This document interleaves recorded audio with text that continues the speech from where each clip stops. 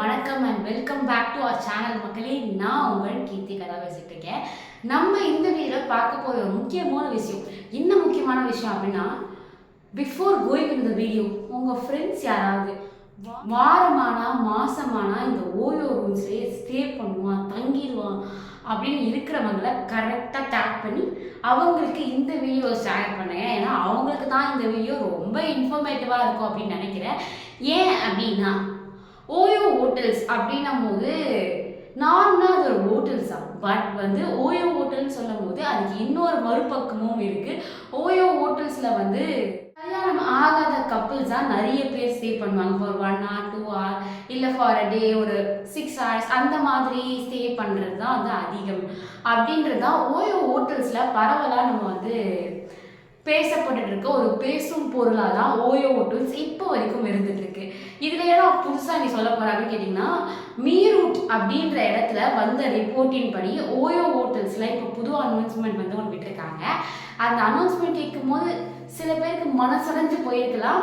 ஏன்னா OYO hotels இதுக்கப்புறம் கல்யாணம் ஆகாத ஆண்களோ பெண்களோ சேர்ந்து வந்தாங்க அப்படின்னா அவங்களுக்கு ரூம் தரப்போவதில்லை அப்படின்ற மாதிரி சொல்லியிருக்காங்க.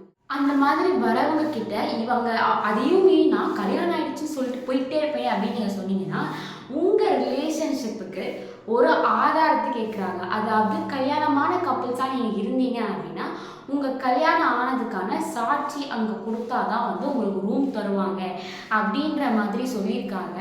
ஸோ இந்த ஓயோ ஹோட்டல்ஸில் இனிமேட் நம்ம முன்னாடி பார்த்த மாதிரி இருக்காது அப்படின்னு நான் நினைக்கிறேன்.